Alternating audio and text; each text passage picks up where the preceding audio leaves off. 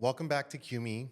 My name is Jonathan. I'm your host, and this is a podcast all about how LGBTQ plus people have seen themselves in the media or felt unseen due to the media. Today, we have a very special guest. She is a longtime friend of mine. We actually grew up together. Her name is Chelsea. Welcome, Chelsea. Thank you. Thank you. How you doing today? I'm good. A little nervous. My first, Your first time? podcast interview of any type. So it's exciting though. It's just me and you. And So yeah. think of it like any other FaceTime call that we Okay. have. We probably shouldn't. Probably no. Actually, no. Don't think of it like that. Shouldn't. But first, let's start by just kind of how do you identify and your pronouns? I identify as a woman, lesbian. I'm Native American, Mexican, neurodivergent. What Yeah. about your pronouns? She and her. She and her. Okay, cool. And so you mentioned that you're Native American and Mexican. Is that both parents, My or for our mom's- audience that doesn't know? Yeah, my mom's full Native and my dad's full Mexican.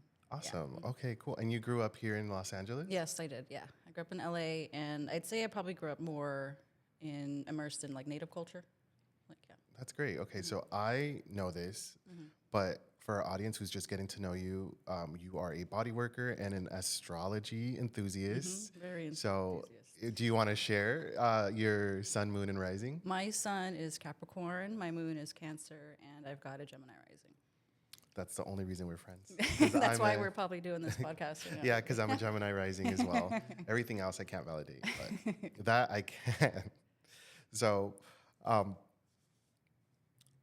you've shared with me a little bit about your queerness in general, but for our audience, can you tell us how that process has been for kind of finding yourself as or identifying as a lesbian later on in life? How it How that came to happened? be, or Yeah.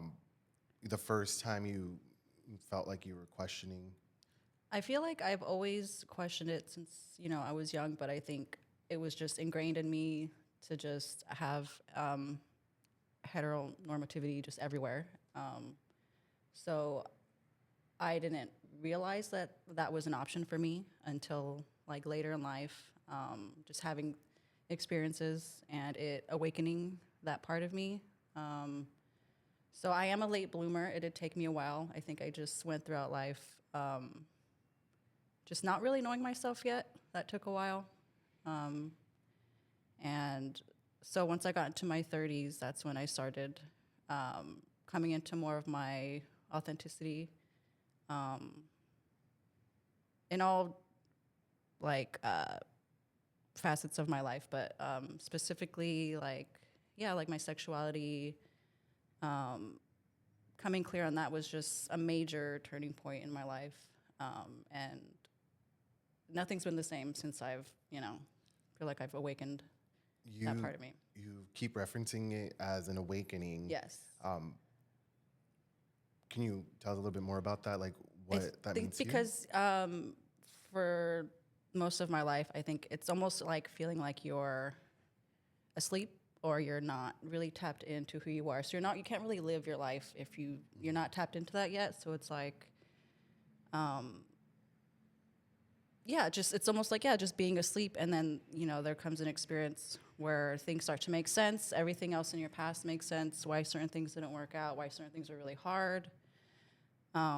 It just puts everything into place. Like it's that missing puzzle piece that really allows an actual new beginning. And I feel like that's what I've been doing for the past few years. That's awesome. So it sounds like it's been like a journey. For sure. Of some might say trial and error. Yeah, for sure. And there's others who argue that it's something that just came to them early in life and it's something that they always knew. And even with what you're sharing right now, it seems to be something that was there, but you didn't quite understand what it was. And it kind of was maybe pushed aside or ignored. Yeah, it's just pushed to the back and kind of buried and repressed, I would say, until you have certain experiences and you lean into them and you find that that's actually who you are and that's what works. And you mentioned your native background and your culture.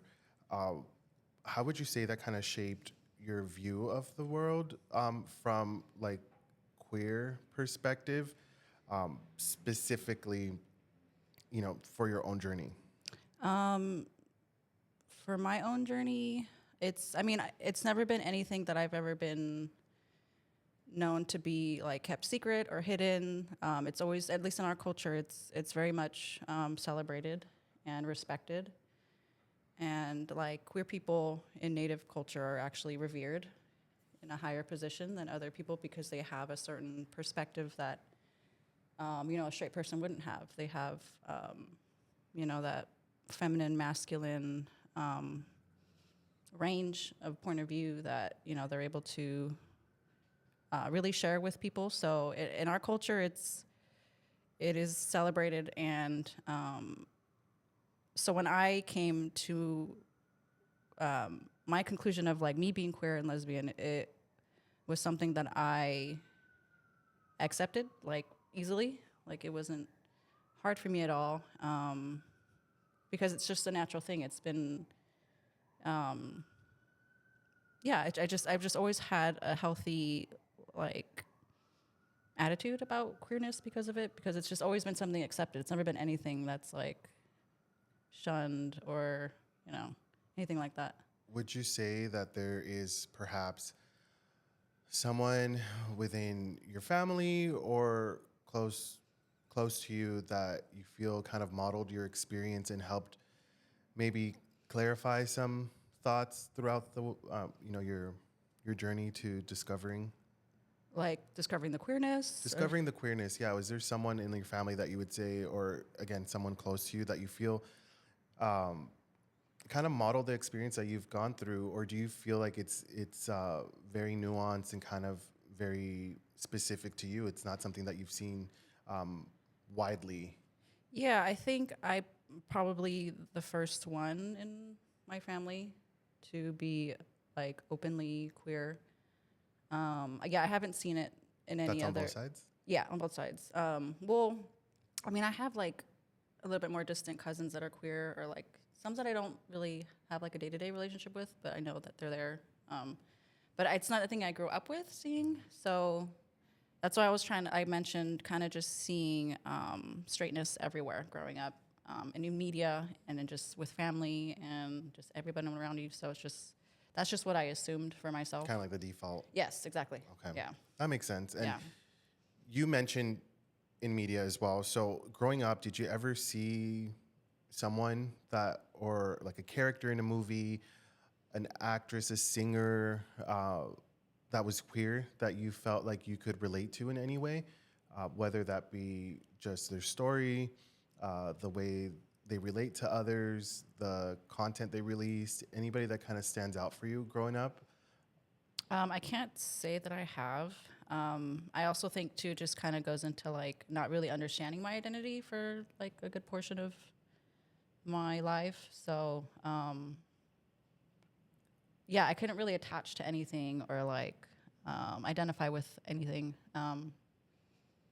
Yeah, it all just kind of just went unchecked. Yeah. So I guess what I think about when I see representation or lack of representation or poor representation is just kind of like missing the mark, so to speak. So since you say you haven't seen anybody that kind of you could relate to or thought you could relate to, because two parts, they just weren't there, or it was something that you weren't actively paying attention to because it was not even really a thought for you to begin with. Yeah. So how did it feel seeing like perhaps Native representation in the media?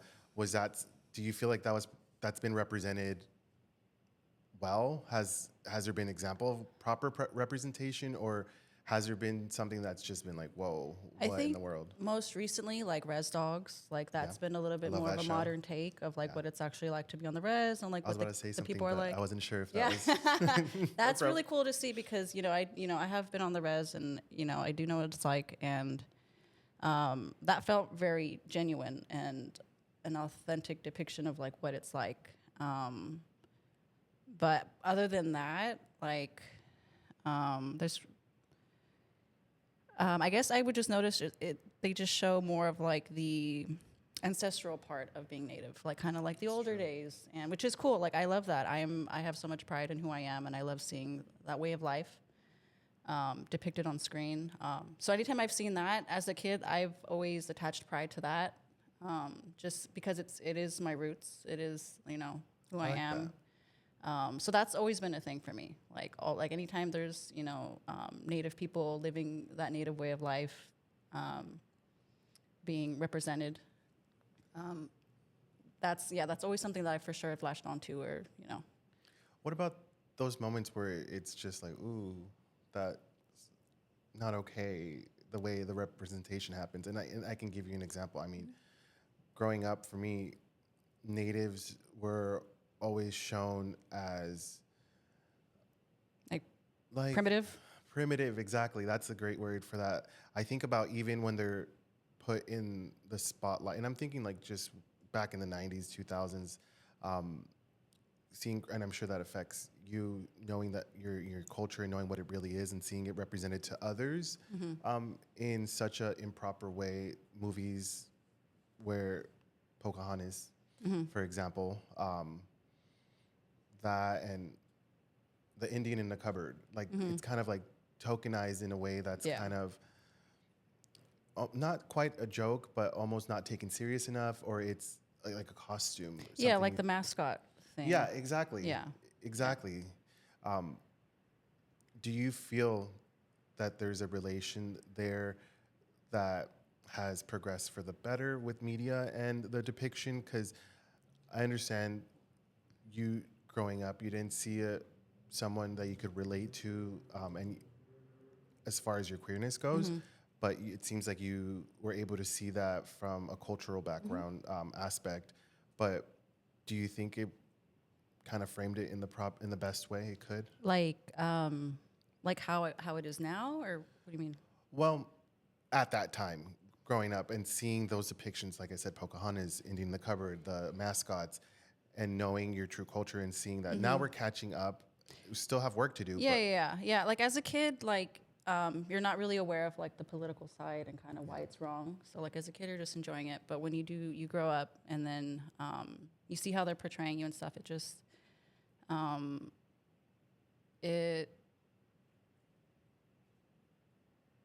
it's hard to say because it's so ingrained in media, and like there's still mascots. Like there's been plenty of protesting and activism against having natives as mascots and not people, and that's still a fight that's still going on today. I think they've been able to make some changes, which is nice, but I feel like it's still very much ingrained. True. Yeah. You still see every Halloween. There's Exactly the some- headdresses that Yeah. you know you It's have just the urge to rip off. and maybe you should. We don't condone violence, but maybe just a quick Yeah, a little snatch. Yeah. And you know, something I've always kind of been curious about, and I'd love to hear from your perspective, Yeah. is what I believe it's attached to Native culture, but the idea or the concept of two-spiritedness. Is that something that you personally connect? Well, first of all, what exactly is two-spiritedness? So it's that How do you see it? I see it as being able to see through both eyes of a woman and a man, or of the feminine and the masculine energy. You're able to have a certain discernment because of it, and a certain wisdom, and a certain like level of empathy and compassion, because you have such a holistic view when it comes to people and energy and life. It's just a deeper, wider perspective, I feel, that is so valuable to Absolutely. communities and people. And yeah. I agree. I think that's great. And, is that something that you feel is more, because this is where I struggled with the kind of like idea of two-spiritedness. Is that just another word for a trans person? Is that another word for someone who doesn't fit the binary and it's more of a non-binary identity? I think it's anyone who isn't just kind of just straight, like anything that falls outside of that, anything queer, I believe, for me, I understand it to be two-spiritedness.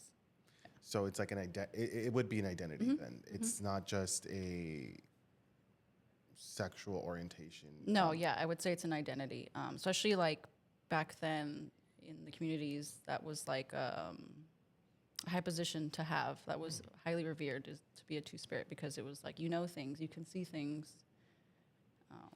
That's always interesting to see when kind of culture and queerness overlaps, and it's something that I feel is very opposite from what we see. It's kind of separating. It's separated in most other cultures. So seeing kind of the embrace of two-spiritedness. Yeah, I think because we know it to be natural, we know it to be organic. Like it's. And it is. Yeah, it is. is. It's just, you know. It's that argument of, you know, oh, it's something that, you know, being queer is not something you're born with, when in fact it's definitely, you know, it could be argued definitely that it is. And it's interesting to see a culture kind of grasp onto that from a different lens and appreciate it versus seeing it as some sort of curse or something of that nature that's just not positive. Do you feel like so with that definition, would you say that you have any connection to two-spiritedness? Is that something that you feel calls to you, and in what way does that shape you? Yeah, because I do feel like I have that perspective and that depth of insight. I don't like, you know, share often, but I do have it. And when I am one-on-one, you know, with somebody, I can feel that kind of activating that part of me, and being able to offer insight in a way where it is helpful and it does help someone change their perspective or kind of just change up, you know, what they're going through. And it's just innate. It feels innate, and it Right. feels really intuitive, and it feels good to be able to do. And yeah. No, I really like that that you said intuitive, because that kind of ties in a little bit into what you do for a living with body work and healing, and maybe even astrology. So do you feel like there's an overlap there? Because there seems to be, and I've noticed, more of like a connection of what I would say maybe non-traditional spiritualness when it comes to queer people, being that they've might have felt rejected through their own upbringing, through different church systems, you know, Christianity, so on and so forth. Does that intuitiveness and spirituality kind of tie in some way into your queerness? Into like, I would say so. I mean, just the whole acceptance and love of it, and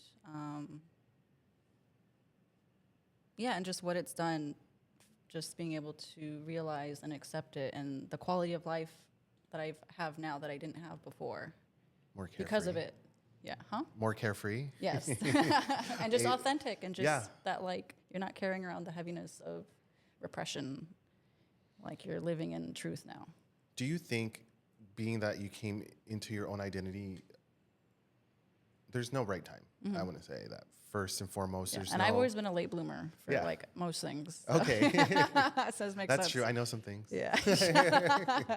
No, but would you say that coming into this later in life, if it wouldn't have happened for you this way, if there was some sort of representation that you felt as a kid on TV, or do you just think that it naturally would have progressed in this way?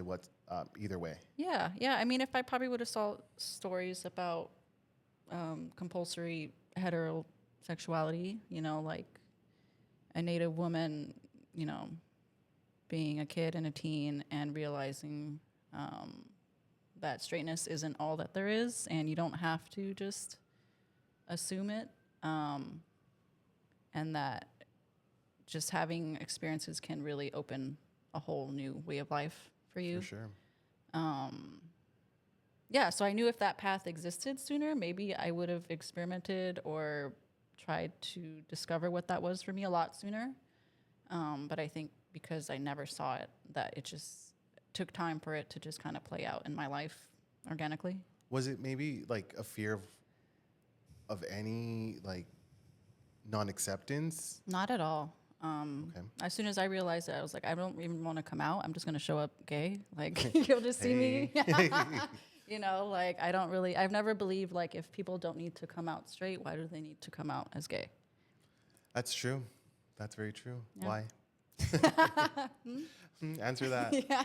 Well, yes.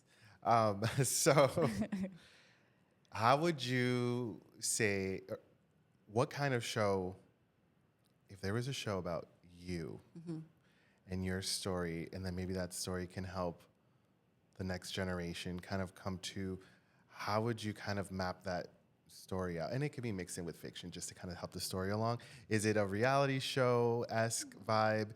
Are you thinking of like a romance? Reality show. Reality show? Yeah, it has to be reality like show. Bad Girls Club? Yes. Or No. Yeah, reality show, because I just feel like, I don't know, I like the on-the-spot energy Just the and natural reactions and the natural flow of somebody's personality, and that, yeah. That makes sense. No, I love can see banter. that. I love back and forth. I love the quick wit, like in the moment. I love that because That's, yeah. I mean, that's probably why we're friends, to be honest, the Gemini rising. Yes. I like that. I enjoy the back and forth. I Yes. enjoy engaging in conversation like that. And I think even in moments like that, it's like when you're most natural and feeling like the most yourself, or not really questioning what others are thinking or considering. Yeah. Uh, Yeah. it's when you're most loosey-goosey, Yes. so to speak. Most fluid, yeah. Absolutely, exactly, fluid. So as someone who works closely with the body, with energy and healing, what drew you to body work? Because I also want to hear a little bit about that side of you, because I think a big part overall is in media with queer people, when a character is introduced, that's all they are. Even now, there were, back in the day, it would be the butt of the joke. It would be the hairstylist. Yeah. It would, Yeah. and that's just from a queer male perspective. But,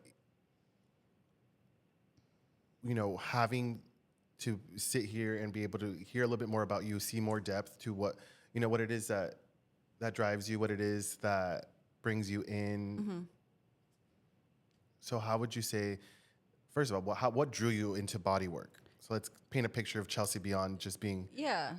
So I was in a place where I actually I wanted independence and control over my career and my time. And I just naturally had the touch, like a healing touch, I guess. Like I would just be asked to massage my grandma or my mom, and it was something that just felt natural to me to do, and I enjoyed doing it. So I just kind of took a risk at going to massage school just to see what would come of it. And I got recruited into this like physiotherapy, like sports massage type of group, and I was able to mentor under the owner there, and get like experience, and just developed my touch, because I felt like I've always had a certain touch for the body in a healing way. Yes. So just being able to develop that over these past like 7 years, I think I've just gotten more and more intuitive and more knowledgeable about the body. Like I always tell my clients, I can see better with my hands and like my eyes when I'm helping them. And you own your own business. I own my right? own business. Yeah, I have an office in Pasadena for the past 7 years now. Been very fortunate to have like a nice steady clientele, nice loyal clientele. So if you need any, Yeah, Chelsea. I specialize in chronic pain, injuries, just overall well-being. we'll give you the option to drop your handle at the end. Yes, got a Yelp page. You can check out my reviews. Okay, awesome. And I've actually experienced it myself, so I'm not just saying it's really good. I have, my lower back is the end of me. So I've had to have a couple sessions to work through that. I should probably go more often. You need a treatment plan, for yeah, sure. I need to go more often, that's for sure. Okay, cool. So there's definitely like this balance between your intuitiveness, your culture, and just being who you are, and just naturally flowing through that kind of already was part of your life and who you are. And so you mentioned, you know, coming out wasn't really like, hey, just so you know, I'm gay. Yeah. But for those who haven't been in touch with you since, how do you feel you'd interact, or they'd interact with you, considering this is new to them? It might be news to them, because you yourself described being in this environment of compulsive heteronormity. Yeah. Was that it? Heterosexuality. Okay, there we go. So what do you think those interactions would be like, or what do you expect from those Honestly, interactions? I don't think a lot of people would be surprised. I mean, I wasn't true, but like that's different. To be honest. I saw They'd it. be like, oh, okay. I was like, yeah. okay, cool. All right, about I time. guess. About time. You just always want to do what I do. You wanted to make my thing your thing. Jonathan was queer, so I need to be queer. Yeah. So she's not lying. She means it. She saw Katie Heron wearing army plants and flip flops, and So I had to, naturally. I mean, I don't blame you. I'm fun. So I'm just gonna throw out a couple questions to you, and just like first thing that comes to mind. Okay. And just we'll go from there. Okay. Which is kind of like a rapid fire. Okay. Who was your first queer coded crush? Was it Britney Spears? Yeah, it was Britney Spears. Let's see. It could be an actress, a singer. And maybe that you didn't think was a crush back then. And he's like, oh, I totally had a crush on Missy Elliott. And Super Duper Fly specifically. You know, it was like, I remember watching Charlie's Angels. Cameron Diaz. All of them. Lucy Lucy Liu. Liu. Drew I think it Barrymore. was Lucy Liu, yeah. Are you sure it's not Drew? Based on how you're sitting right now, you're Drew. not I love channeling me your some inner Drew. No. America's sweetheart. Probably Lucy Liu. I think so, yeah. I remember, like, yeah. Is there a Have song? thoughts. Is there a song maybe that kind of drives while you're driving? That makes you feel just. I'll give you an example. That makes you feel like super queer and just kind of in your own queerness. And it's not mine, but I'll just throw it out. I'm Coming Out by Diana Ross is kind of cliche, but it's like super queer coded. Is there a song that's super queer coded that it may not have been its intention, but it comes out like that? I'm not sure. Britney Spears. I just keep going back to Britney Spears. I don't know. I'm like all over the place with music. Is there a specific genre That I like. that's I'm. the top? I mean, for you, I love. up there for you. I'm literally all over the place. I love Tattoo, everything. all the things she said. And I love R&B. So some Maya, So what? some Maya, Maya. some Definitely Case of the Maya. X. For some reason, I always thought Maya was a little queer coded. Like, I don't know why she comes off that way to me. You never know. You might be picking up on something. Maybe Maya, we can get you here next time and we can talk through your own discovery at that point. Do you have a comfort show? Any show? Oh wait, hold on. I have an answer. Oh, you for have an that answer? preview. Okay. Spice Girls. I was just If you want to be my love, that makes it is get very with my friends. yeah, well, Just kidding. I don't want to get. I'm kidding. So okay, no, that makes sense. The Spice Girls movie, the whole bus felt like a Honestly, lesbian, I a want to change lesbian my orgy. answer. Actually, not Okay. Lucy Liu. It was Sporty Spice. Sporty. I mean, Sporty Spice. That makes sense. She was actually the real voice of the Spice Girls. Right? Yeah. If you listen, believe. if you listen to her sing, she can sing the whole any She was Spice Girls song by carrying herself. She was carrying the group. But everybody wanted to be Baby. I don't know why. No. That's a different topic. Yeah. But you know. But yeah, comfort show. Do you have a comfort show? And I why love is it below deck? I love Below Deck. And why is it below deck? It's Below Deck. I can't. I just yeah. Is it all of them, or is there a specific like season you keep rewatching, or Any is of it them, any there's of like them. multiple versions, right? Yeah. There's different locations that they go to. It's I like just love it. I love the work drama. I love that you get to see just people chartering these luxurious yachts in these beautiful locations, and there's just so much drama on the deck crew. It's just so Kinda. juicy and interesting. similar to my comfort show, but not really.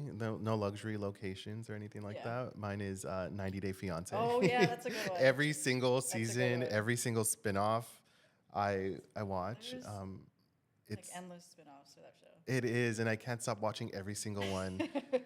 it's honestly my comfort show. It's something I put on just to put on in the background. But shout out to Jasmine. Shout out to Gino, but not really. Let's not talk about Gino.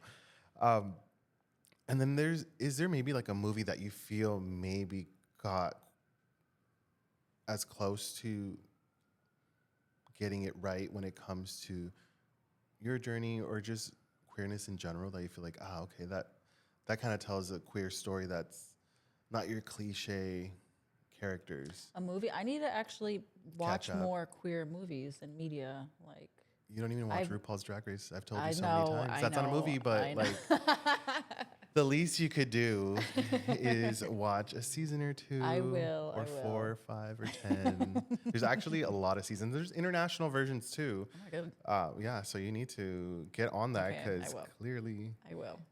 I got to pick up on the lingo and all the. yeah, clock that. Yes. So, what was your first concert? In sync. In Sync. And you didn't know you were a lesbian then? No, my mom No. did. Well, actually, I want to ask you about that. I want to ask you about, well, first of all, you grew up playing basketball And softball. and softball. That's true. And cheerleading. Just I kidding. look like a Never, masked never little cheerleaded. girl. So you were more of like a tomboy. Yeah. At least that's how I met you. Yeah, I was like, Very tomboyish, into sports, played sports, obviously. And so you said just now, like your mom knew. yeah, So- she had an inkling. So she had asked me unprompted, like, so do you think Britney Spears is pretty? And obviously, I mean, was like, I don't know. Like at the time, I was just into like playing sports and my friends. I wasn't Into I didn't have Britney. any crushes at all. Yeah. But I would wear my hair slick back every day. Every day, hoodie, basketball shorts, basketball shoes, Converse. Converse. Yeah, I or remember you having Nikes every or color Converse Jordans. when we Yeah. were kids. All the I was always sneakers. jealous. I was like, "Bitch." But I grew out of that. I got my own Converse. Yeah. Okay, cool. Yeah. So before we close out, Mm-hmm. if you feel, what would you feel is a story that needs to be told from a queer perspective that needs to be out there, that needs to be told, that maybe even has been told, but maybe needs to be told with different characters? What kind of story would that be? Is it, I know you mentioned earlier if it was about you, it's kind of more of like a reality show, but what do you think would be beneficial to be put out there? And I can, from my perspective, Yeah. your Native American culture is a big part of what you grew up with, although you are half Mexican. And we talked about how there are these Native American depictions throughout different various shows, but I haven't seen a queer-coded one. And so what would that look like, assuming that we would assume, of course, is Yeah. queer I mean, it'd be lead, cool queer if it was story. based in LA, like something like that.